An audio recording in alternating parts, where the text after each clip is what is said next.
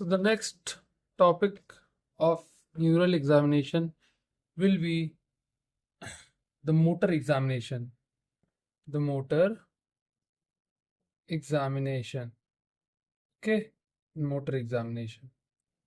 This will be the next topic in which it is considered the third neurological examination of the motor examination, and in this we usually test about the motor examination. The first test we are testing about is to see a patient is having a spasticity,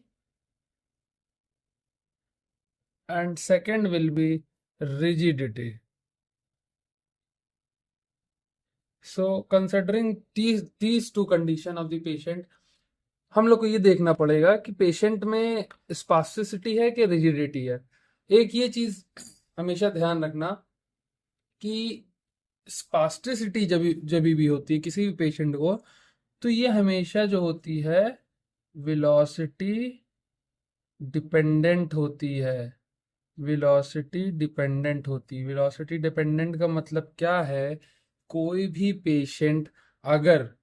patient अगर उसका आप range of motion की speed बढ़ा देते, for example इसके movement की speed बढ़ा देते हैं, तो इसकी स्पीड बढ़ाने की वजह से अगर पेशेंट में कैच और रिलीज देखने को मिल रहा, मतलब अटक अटक के हाथ आ रहा है, तेज करने पर धीरे करने पर सही आ रहा है, तो इस चीज को कहा जाता है वेलोसिटी डिपेंडेंट होना। तो स्पास्टिसिटी हमेशा वेलोसिटी डिपेंडेंट होती है, रिजिडिटी वेलोसिटी डिपेंडेंट नहीं होती है। Through out the range of motion आपको देखने को मिलेगा। ठीक है, through out range of motion में आपको एक रेजिस्टेंस देखने को मिलेगा। क्या देखने को मिलेगा? एक रेजिस्टेंस देखने को मिलेगा।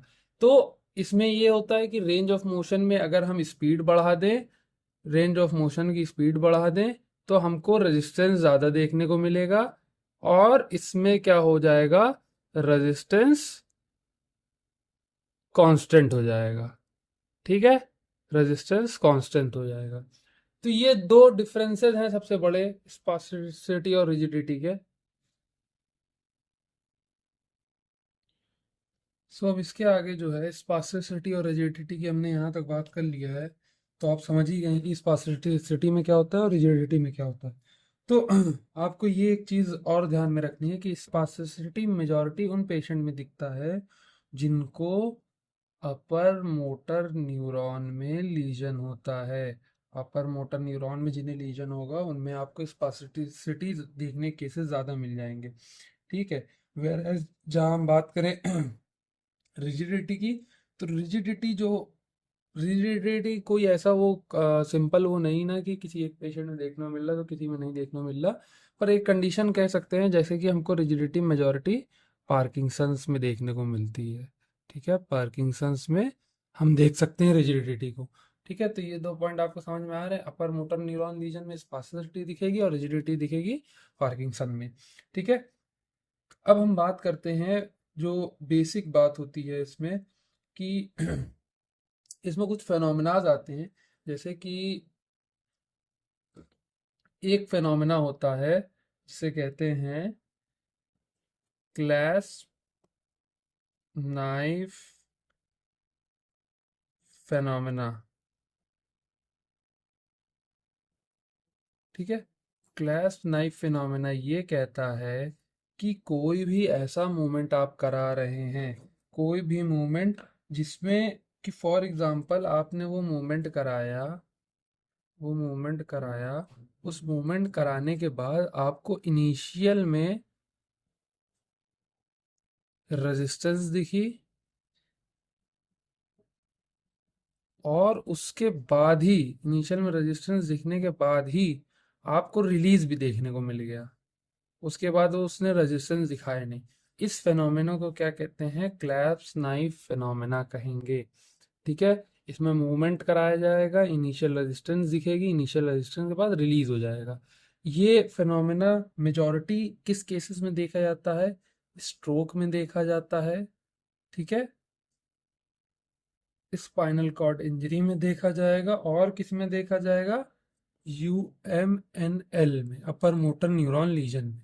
ठीक है, 3 तरीके में आपको क्लास 9 फिनोमेना देखने को मिलेगा। ठीक है, इसमें होता क्या है, मूवमेंट कराएंगे, इनिशियल रेजिस्टेंस आएगा, इनिशियल रेजिस्टेंस के बाद सडनली रिलीज हो जाएगा, वो रेजिस्टेंस खत्म ही हो जाएगा, फिर पूरे मूवमेंट में कोई ऐसा रेजिस्टेंस देखने को नहीं मिलेगा। तो इसी को कहा गया है क्लैप्स नाइफ फिनोमेना। ठीक है, ये देखने को मिलेगा स्ट्रोक, स्पाइनल कॉर्ड इंजरी और अपर मोटर न्यूरॉन लीजन में। यहाँ तक बात समझ में आ गई। ठीक, अब आते हैं रिजिडिटी पे। रिजिडिटी की हम बात करें, अगर हम रिजिडिटी की बात करें तो रिजिडिटी को हम क्या समझ सकते हैं कि रिजिडिटी में पहला तो आपको range of motion through out the resistant constant मिलेगा, पहली चीज। दूसरी चीज आपको ये देखने को मिलेगा कि ये पार्किंसन में पाया जाता है। तीसरा, इसमें 2 टाइप आते हैं, इसी के में 2 टाइप आते हैं। 2 कौन कौन से टाइप आते हैं? पहला टाइप आता है लेड पाइप, या लीड पाइप भी कहते हैं इसको, लीड पाइप रिजिडिटी। दूसरा आता है कॉग व्हील रिजिडिटी। ठीक है, 2 तरीके के आते हैं, लीड पाइप या लेड पाइप या और कॉग व्हील रिजिडिटी। दोनों को समझते हैं कि लेड पाइप रिजिडिटी क्या होता है और कॉग व्हील रिजिडिटी क्या होता है। अगर आप किसी भी पेशेंट का टेस्ट कर रहे हैं और आपको रिजिडिटी देखने को मिलती है, पर वो रिजिडिटी में रेजिस्टेंट जो है स्मूथ है, स्मूथ रेजिस्टेंस है, ठीक है, तो उसको कहेंगे हम लोग लेड पाइप रिजिडिटी। ठीक, स्मूथ रेजिस्टेंस देखने को मिलेगा।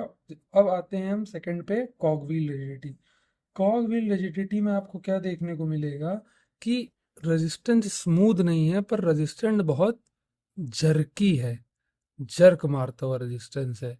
ठीक है, इसको लोग अक्सर कंफ्यूज कर देते हैं स्पास्टिसिटी से भी, पर वो ये नहीं समझते हैं कि स्पास्टिसिटी में जब आप speed of range of motion बढ़ाएंगे, किसी भी रेंज ऑफ मोशन की स्पीड बढ़ाएंगे तो रेजिस्टेंस ज़्यादा पड़ेगा। पर कॉग व्हील में आपकी वेलोसिटी डिपेंडेंट नहीं होती, आपको वहीं पे जर्क टाइप का महसूस होगा। तो यही जर्की रेजिस्टेंस के वजह से ये कॉग व्हील कहा जाता है, लीड पाइप कहा जाता है। ठीक है, जर्की रेजिस्टेंस, अब एग्जाम्पल आप समझ ही गए हैं कि जर्की रेजिस्टेंस आपको किसको देखने को मिलेगा, पार्किंसन डिजीज में आपको देखने को मिलेगा। ठीक है, ये हो गई स्पास्टिसिटी और रिजिडिटी की बात। ठीक है, अब स्पास्टिसिटी और रिजिडिटी हम लोग ने पढ़ लिया, तो ये दोनों कंडीशन जो कही जाती हैं वो मोस्टली किस चीज की कंडीशन कही जाती हैं? हाइपरटोनिसिटी की, मतलब कि इनमें टोन ज्यादा है। ठीक है, तो ये हाइपरटोनिसिटी की दोनों कंडीशन के अंदर आती हैं, स्पास्टिसिटी और रिजिडिटी। नेक्स्ट हम बात करेंगे हाइपोटोनिसिटी की। ठीक है, हाइपोटोनिसिटी की। हाइपोटोनिसिटी की अगर हम बात करते हैं तो हाइपो से मतलब होता है कम, टोन से, टोनिसिटी मतलब उस चीज का कम टोन होना, उस मसल का या उस पार्ट का कम टोन होना। ठीक है, उसको हम हाइपोटोनिसिटी कह देंगे। इसमें सिंपल सिंपल से ये समझिए, इसमें जो मसल का टोन होता है वो डिक्रीज हो जाता है। ठीक है, मोस्टली आपको किसमें देखने को मिलेगा? सेरिब्रल लीजन के टाइम पे देखने को मिलेगा, लोअर मोटर न्यूरॉन लीजन के टाइम पे देखने को मिलेगा। ठीक है, स्ट्रोक के ऐसी कंडीशन में जो स्टार्ट हुई है या अक्यूट स्ट्रोक में देखने को मिलेगा। ठीक है, और इसमें जो आपको सिम्टम्स देखने को मिलेंगे, हाइपरटोनिसिटी डिटेक्ट कैसे करेंगे कि जो हाथ और पैर होंगे, लिम्स होंगे, जहां भी आप टेस्ट कर रहे हैं या आप मोटर एग्जामिनेशन कर रहे हैं, आपको वो लिम्स जो है बहुत ढीले ढाले फ्लॉपी देखने को मिलेंगे। फ्लॉपी देखने को मिलेंगे मतलब बहुत ढीले ढाले लिम्स रहेंगे, ऐसे हाथ लटकता रहेगा, आप उठाएंगे वो अपने से उठा भी नहीं पाएगा। तो वहां पे हम हाइपरटोनिसिटी कहेंगे कि वो पेशेंट को हाइपरटोनिसिटी कंडीशन है। और ये इन तीनों बीमारियों में देखी जाती है, सेरिब्रल लीजन में, लोअर मोटर न्यूरॉन लीजन में और स्ट्रोक में देखी जाती है।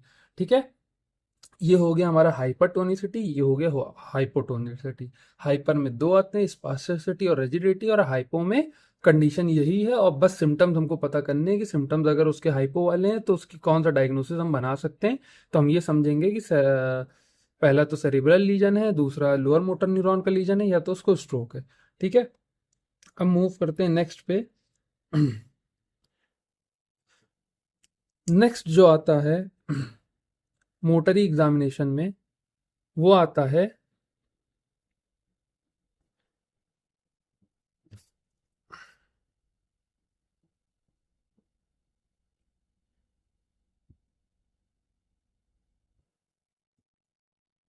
नेक्स्ट जो आता है मोटर एग्जामिनेशन में, उसमें हम क्या टेस्ट करेंगे, उसमें ये टेस्ट करेंगे कि पेशेंट में पावर कितनी है। तो इसका नाम हम देंगे पावर एग्जामिनेशन। ठीक है, क्या नाम देंगे? Power examination. ठीक है, पावर एग्जामिनेशन। पावर एग्जामिनेशन जानने के लिए आपको ये जानना जरूरी है कि पेशेंट जो है वो अपने से मतलब वॉलेंटियरली कितनी स्ट्रेंथ पुट अप कर रहा है, उसी को कहा जाता है किसी भी पेशेंट का पावर एग्जामिनेशन। ठीक है, तो किसी भी पेशेंट का पावर एग्जामिनेशन कैसे जानेंगे हम, हमको कैसे पता चलेगा किसी पेशेंट का पावर एग्जामिनेशन? फॉर एग्जाम्पल आप उससे फ्लेक्शन कराएंगे तो आप फोर्स लगाएंगे एक्सटेंशन की तरफ, उससे एक्सटेंशन कराएंगे तो आप फोर्स लगाएंगे फ्लेक्शन की तरफ। जो भी वो फोर्स लगा रहा है उसकी अपोजिट फोर्स पे फोर्स लगाने को से ही हमको मेन पावर पता चलता है।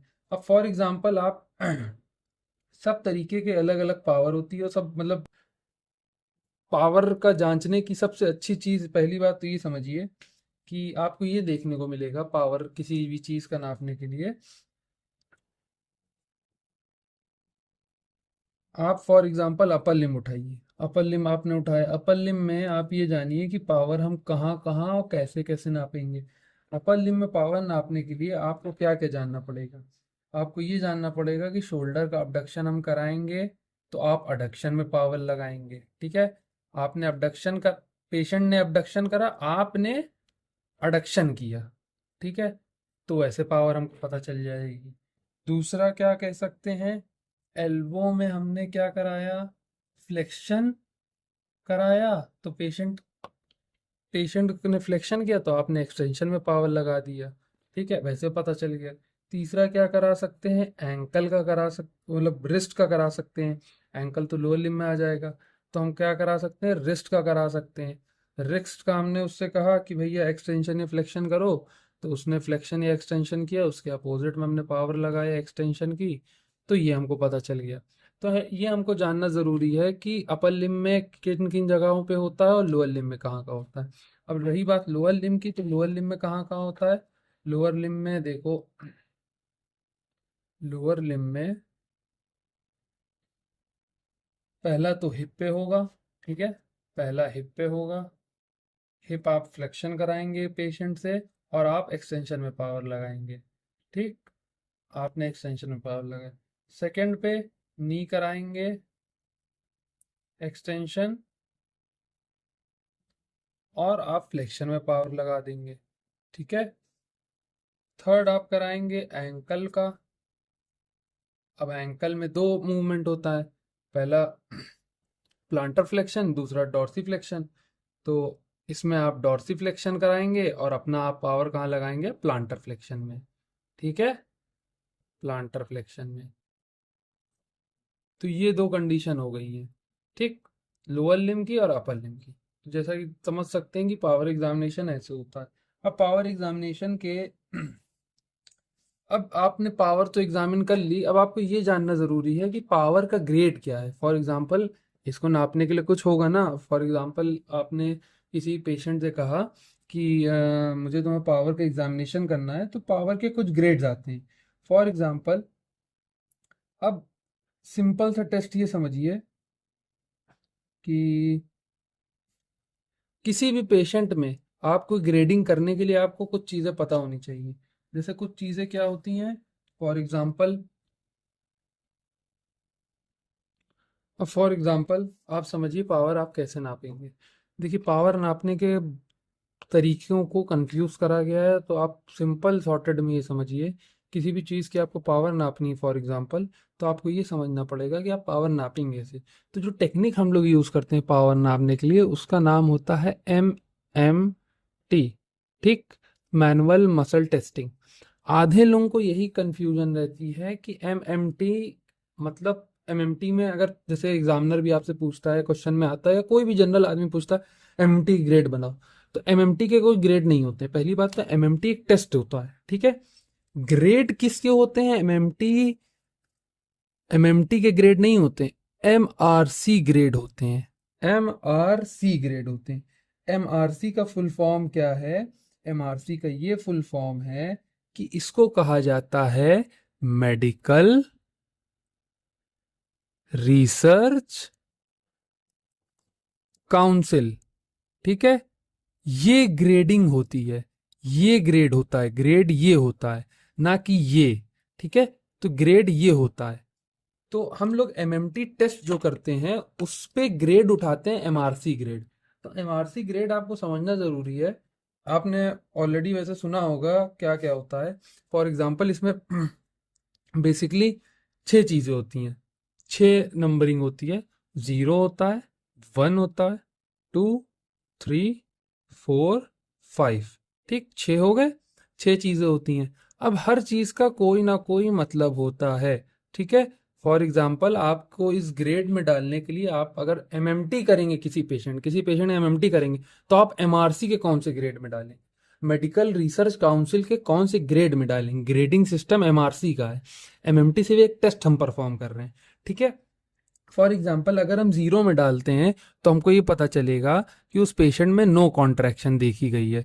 ठीक है, कोई भी अगर आपसे आया, उसने कहा कि सर इनके कोई कॉन्ट्रैक्शन नहीं हो रहा है, तो आप ये समझेंगे कि वो एमआरसी के 0 ग्रेड पे, एमएमटी किया होगा तो उसके 0 ग्रेड पे। फर्स्ट नंबर पे हम डालेंगे जब हमको हल्की सी फ्लिकरिंग कॉन्ट्रैक्शन देखने को मिलेगी, तब हम उसको फर्स्ट नंबर पे डालेंगे, हल्का हल्का फ्लिकर देखने को मिलेगा। ठीक है, सेकंड हम जब आएंगे तब हम ये देखेंगे कि अगर वो पेशेंट कोई भी कॉन्ट्रैक्शन या मूवमेंट कर रहा है विदाउट ग्रेविटी, विदाउट ग्रेविटी, ठीक है, तो उसको हम सेकंड में डाल देंगे। विदाउट ग्रेविटी का मतलब हाथ ऐसे उसने रखा हुआ है किसी चीज पे और वो ऐसे स्लाइड करते हुए घिस रहा है हाथ, तो उसको हम डालेंगे movement without gravity second grade में। ठीक है, थर्ड की बात करते हैं तो थर्ड ये कहता है कि जब पेशेंट मूवमेंट कर सके अगेंस्ट द ग्रेविटी। ठीक है, अगेंस्ट ग्रेविटी अगर कोई पेशेंट मूवमेंट कर रहा है तो उसको क्या कहेंगे, थर्ड ग्रेड का एमआरसी में डाला जाएगा। ठीक है, मूवमेंट अगेंस्ट ग्रेविटी, उसने ये मूवमेंट करा अगेंस्ट ग्रेविटी, ऐसे हाथ रखा था, उसने हाथ उठा के ऐसे रख दिया, तो ये अगेंस्ट ग्रेविटी हो गया। ठीक, चौथे की बात करें तो movement against resistance, movement against resistance अगर कर रहा है, ठीक है, अगेंस्ट ग्रेविटी तो जा रहा है, प्लस रेजिस्टेंस के भी अगेंस्ट कर रहा है। ठीक है, ग्रेविटी के अगेंस्ट गया, प्लस हमने ऊपर हाथ रोका तब भी लेके चला जा रहा है, तो वो ग्रेड 4 में आ जाएगा। ठीक, ग्रेड 4 में movement against resistance plus gravity. Grade 5 की बात करें तो इसमें हमको नॉर्मल पावर देखने को मिलेगी, वो बंदा नॉर्मल है, उसके कोई भी मसला नहीं है। अब ग्रेडिंग तो आप समझ गए हैं कि एमआरसी में ग्रेडिंग कैसे हो रही है। अब ग्रेडिंग में ये कंडीशन समझिए, ग्रेडिंग ये कर क्यों रहे हैं और किस किस कंडीशन में कौन कौन सी ग्रेडिंग हमको देखने को मिलेगी। फॉर एग्जांपल आपके पास कोई पेशेंट आया, तो उसने आपने उसका एमएमटी किया, एमएमटी में आपने उसकी ग्रेडिंग डाली 0। तो अगर आपने उसकी ग्रेडिंग 0 डाली तो ये किस बीमारी में आपको मेजोरिटी में देखने को मिलेगा, ये आपको देखने को मिलेगा कंप्लीट पैरालिसिस में। जब पेशेंट के कंप्लीट पैरालिसिस हो जाएगा तब आपको 0 ग्रेड देखने को मिलेगा, या तो बहुत खतरनाक सीवियर स्पाइनल कॉर्ड में इंजरी हो जाएगी तब देखने को मिलेगा नो कॉन्ट्रैक्शन। ठीक है, ग्रेड 1 की बात करें तो इसमें मसल फ्लिकर होती है, ये इसी के बाद का ग्रेड है। हो सकता है पेशेंट पैरालिसिस से उठ के आ रहा है, सही हो रहा है, या सीवियर स्पाइनल कॉर्ड इंजरी से सही हो रहा है, तब आपको फ्लिकरिंग कॉन्ट्रैक्शन देखने को मिलेगा। अब ये समझिए कि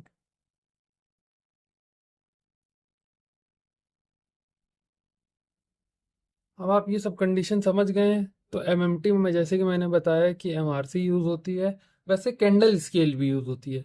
कैंडल स्केल का दूसरा सिस्टम है, ये मैं दूसरी वीडियो में समझाऊंगा। कैंडल स्केल थोड़ी सी बड़ी सिस्टम की स्केल है। ठीक है, इसमें जो है पॉजिटिव नेगेटिव दोनों यूज होते हैं, पॉजिटिव और नेगेटिव दोनों यूज होते हैं। ठीक है, तो कैंडल स्केल का यही मसला है कि कैंडल स्केल थोड़ी सी बड़ी स्केल है, और इसको मेजॉरिटी जो है केंडल एफपी ने दिया था। तो एमएमटी उसका भी यूज करके पता चलता है। इसमें पॉजिटिव और नेगेटिव डाला जाता है और इसके कई चीजें होती हैं। नो मूवमेंट होते हैं, हॉरिजॉन्टल प्लेन में देखा जाता है, एंटी ग्रेविटी में देखा जाता है। एंटी ग्रेविटी वही मतलब विदाउट ग्रेविटी करके देखा जाता है, ठीक है। अगेंस्ट ग्रेविटी देखा जाता है। तो ये सब चीजें देखी जाती हैं। तो इसीलिए कुछ क्लिनिशियंस जो है वो कैंडल स्केल यूज करते हैं। तो आप किसी की फाइल में अगर प्लस पॉजिटिव 1+1 - ऐसे पढ़ें, या 2-2+, 3-3+, 4-4+, ऐसे करके कुछ भी लिखा रहे, तो आप समझ जाइए उसने ग्रेडिंग कैंडल स्केल से करी है। तो कैंडल स्केल एक बड़ा वास्ट टॉपिक है, इस पे बाद में डिस्कशन होगा। तो आप ये समझिए कि एमएमटी में एमआरसी यूज होता है और ये सब चीजें यूज होती हैं, ठीक है। फॉर एग्जाम्पल हम लोग ने मोटर एग्जामिनेशन समझ गए हैं, ठीक है। मोटर एग्जामिनेशन में हमको और क्या चीजें जाननी है कि कुछ टेस्ट जानने हैं, ठीक। कुछ टेस्ट जानने हैं। टेस्ट कैसे जानने हैं हमको और क्यों जानने हैं, क्यों इंपॉर्टेंट है टेस्ट मोटर एग्जामिनेशन में। आपने पावर चेक कर लिया, ठीक है। पावर में ये आते हैं, पावर को टेस्ट एमएमटी के थ्रू करा जाता है, तो कैंडल स्केल के थ्रू जाता है। एमएमटी के ग्रेड जो है वो बेस होते हैं एमआरसी पे, मेडिकल रिसर्च काउंसिल पे। एमआरसी के ग्रेड के हिसाब से ये 5 ग्रेड आते हैं, ठीक है। कैंडल स्केल वो स्केल है जिसमें पॉजिटिव नेगेटिव रहते हैं, ये हम बाद में डिस्कस करेंगे। तो अब मोटर एग्जामिनेशन में अपने पावर एग्जामिनेशन कर लिया, और आप कौन सा एग्जामिनेशन करेंगे, सेकंड। तो चलिए वो शुरू करते हैं। सो स्टार्ट करते हैं पहले टेस्ट से। पहले टेस्ट जिसका नाम है pronator drift test. Pronator drift test. पहला टेस्ट जो है प्रोनेटर ड्रिफ्ट टेस्ट है, ठीक है। प्रोनेटर ड्रिफ्ट टेस्ट परफॉर्म कैसे किया जाता है। कोई भी पेशेंट आएगा, आप उससे कहेंगे कि भैया अपनी आंखें बंद करो और अपना हाथ जो है वो आगे की तरफ स्ट्रेच करो, सामने स्ट्रेच करो, स्ट्रेच आर्म फॉरवर्ड, ठीक है।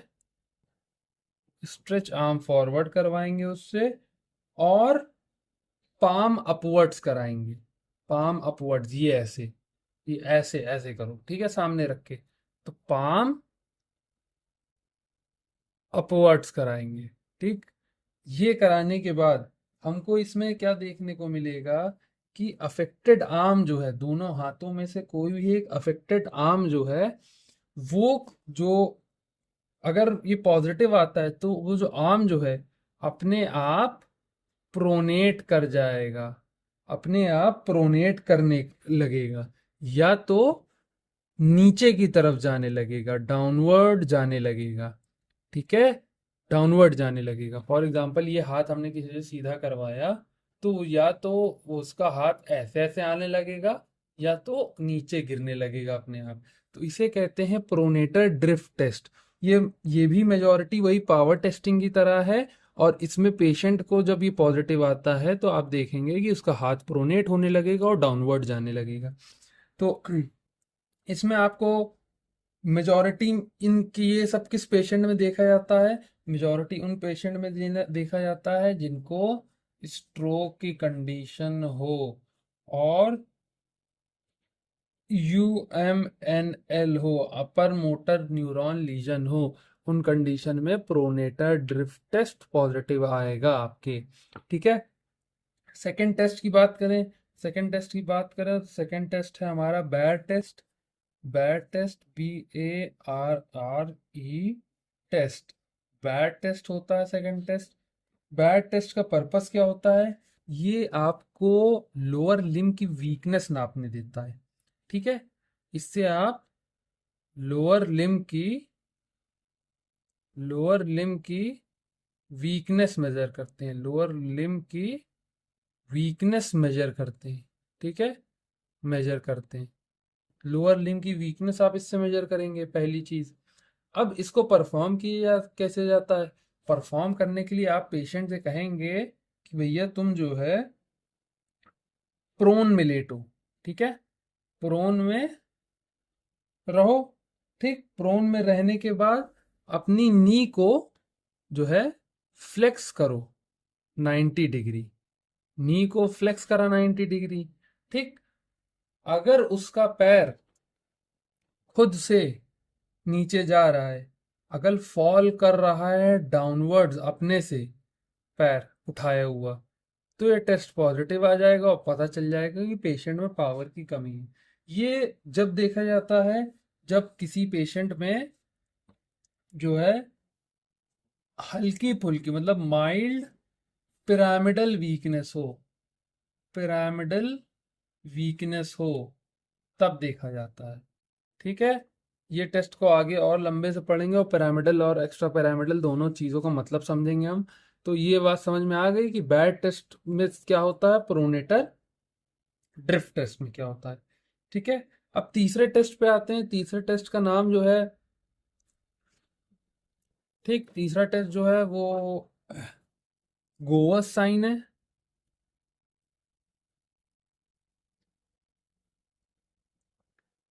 तीसरा जो है गोवस साइन है। ठीक है, ये टेस्ट का नाम आपने सुना होगा अक्सर करके। तो गोवस साइन में आपको देखने को क्या मिलेगा, गोवस साइन का पहले तो आप पर्पस समझिए। गोवस साइन का पर्पस क्या होता है, गोवस साइन का ये पर्पस होता है कि ये प्रॉक्सिमल मसल वीकनेस बताता है, प्रॉक्सिमल मसल वीकनेस बताता है। प्रॉक्सिमल मतलब बॉडी के पास जो मसल है उनका वीकनेस बताएगा कि उनमें वीकनेस है या नहीं है। ठीक है, इसका फंक्शन ये होता है गोवस साइंस का। ठीक, इसे परफॉर्म कैसे किया जाता है, किसी पेशेंट से कहेंगे कि जमीन पे खड़े रहो और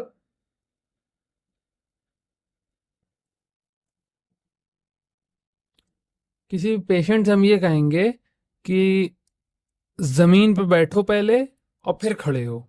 ठीक है, तो हमको अगर वो पेशेंट से हम कहेंगे कि सिट ऑन फ्लोर, मतलब जमीन पे बैठो पहले तो और फिर खड़े हो और स्टैंड अप कराएंगे। अगर उस पेशेंट को स्टैंड अप करने के टाइम अपने घुटनों पे, अपने नीस की मदद लेनी पड़ रही है, नीस पे हाथ रख के, हाथ रख कर उठ रहा है, ठीक है, घुटने पे हाथ पकड़ के उठ रहा है, तो हमको क्या देखने को मिलेगा वहां पे, हम गोवर साइंस देखने को मिलेगा। ठीक है, गोवर साइंस किस किस कंडीशन में मेजॉरिटी में देखा जाता है, गोवर साइंस देखा जाता है तुम्हारा डीएमडी में। डीएमडी का फुल फॉर्म होता है ड्यूशीन मस्कुलर डिस्ट्रॉफी।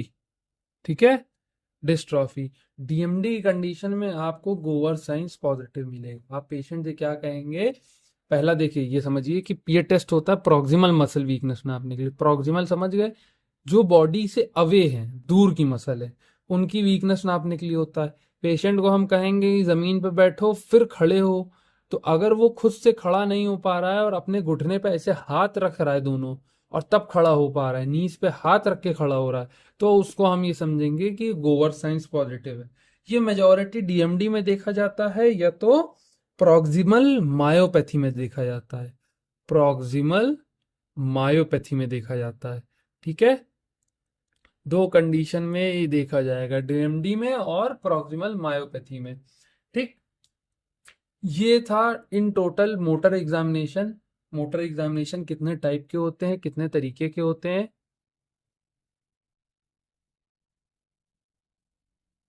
और हमको ये पता चलेगा कि एग्जामिनेशन में क्या क्या चीज़ें आती हैं। तो जैसा कि आप समझ गए, पहला हाइपरटोनिसिटी, हाइपोटोनिसिटी, फिर मैंने एमएमटी की ग्रेड समझा, फिर उसके बाद pronator drift test, bad test और गोवर साइन। तो ये सब को अगर ऐसे देखा जाए तो नॉर्मल ये सब मोटर एग्जामिनेशन में आते हैं। मोटर एग्जामिनेशन के बाद हम नेक्स्ट स्टार्ट करेंगे रिफ्लेक्स एग्जामिनेशन।